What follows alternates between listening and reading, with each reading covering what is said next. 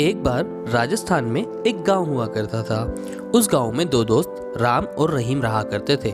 दोनों खेती किया करते थे और दोनों के खेत पास पास हुआ करते थे।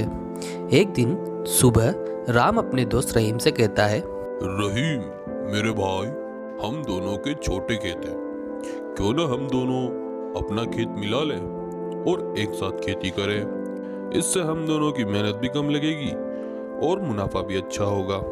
अरे मियाँ, ये सब कैसे होगा? हमें मुनाफा बढ़ाने के लिए क्या करना होगा मियाँ? कुछ तो बताओ। देखो, तुम तो जानते हो मेरी पत्नी पढ़ी लिखी है, वो जरूर कुछ न कुछ जानती होगी। हम दोनों को चलकर उससे सलाह लेनी पड़ेगी। वो दोनों अपने घर के लिए जाते हैं और राम की बीवी सीता से मिलते हैं। सीता, हम दोनों एक साथ मिलकर खेती करना चाहते हैं। यह फैसला तुम्हें कैसा लगा? अब तुम हमें कुछ ऐसा बताओ कि जिससे हमें फायदा हो और फसल भी अच्छी हो। देखो जी, आप दोनों ने यह फैसला अच्छा लिया है।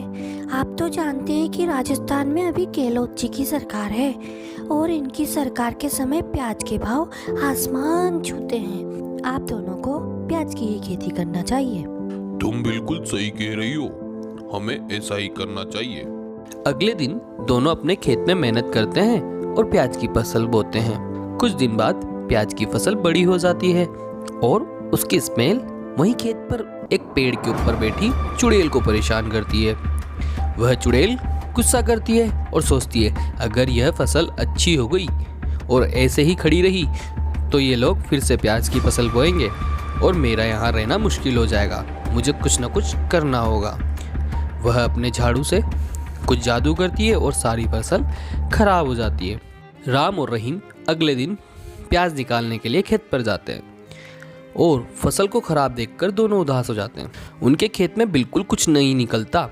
वह घर की ओर निकलते हैं। जब वे रास्ते में जा रहे होते हैं तब रहीम का पैर एक छोटे से प्याज से टकराता है।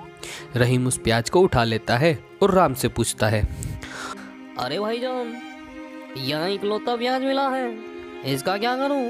कुछ नहीं भाई, हमारी किस्मत में इतना ही लिखा था। तुम इस प्याज को रख लो, शायद यह हमारे किसी काम आ जाए।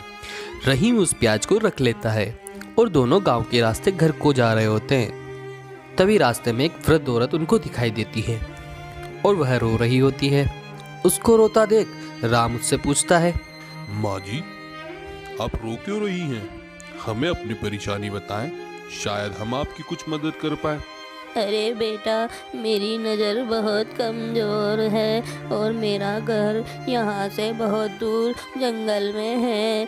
शाम भी हो चली है, मैं घर कैसे जाऊँगी?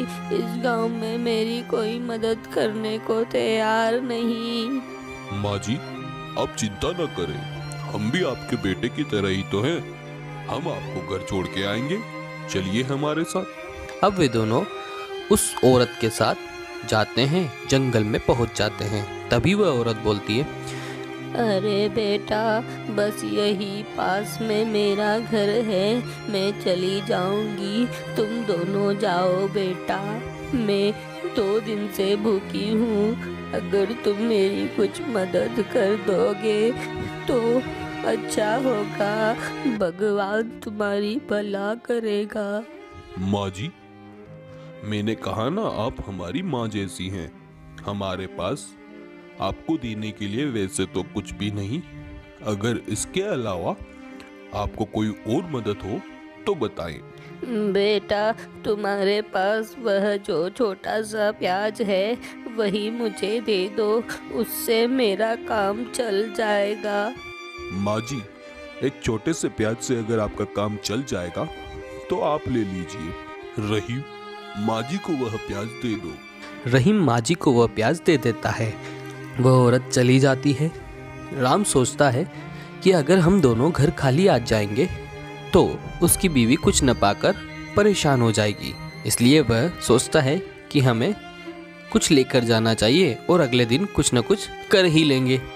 वे दोनों टोकरी में कुछ झाड़ियाँ रखते हैं और उसको भर देते हैं ताकि टोपली भरी हुई लगे और किसी को पता भी नहीं लगे। रहीम अपने सिर पर टोपली रख लेता है। वे दोनों घर की ओर निकल जाते हैं। घर पहुंचकर वह टोपली को एक जगह रख देते हैं और रहीम अपने घर चला जाता है। राम दूसरे कमरे में सोने को चला जाता है। सुबह उठकर सीता टोफली वाले कमरे में जाती है तो वहाँ बहुत बड़ा प्याज देखती है। वह राम और रहीम को बुला लेती है। वे तीनों इतना बड़ा प्याज देखकर बहुत खुश हो जाते हैं।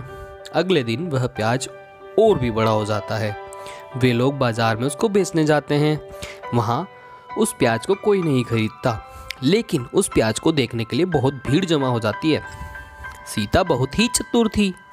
वह अपनी अकल लगाती है और प्याज को एक तंबू में रख देती है और उसको देखने के लिए लोगों से टिकट के पैसे लेती है।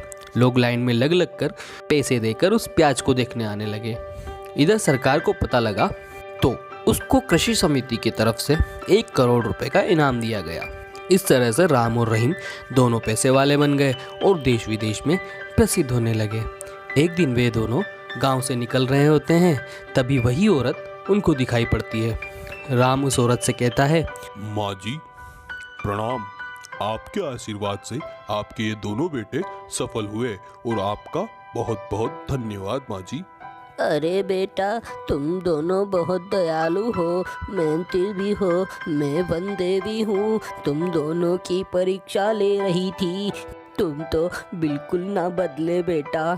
इतना कहकर वह अपने असली रूप में आ जाती है। तुम दोनों अब खूब मन लगाकर खेती करो, मैं तुम्हारे खेत के पेड़ पर ही रहूंगी और अब से तुम्हारी फसल 4 गुना मुनाफा देगी। इस तरह से इस कहानी का अंत होता है।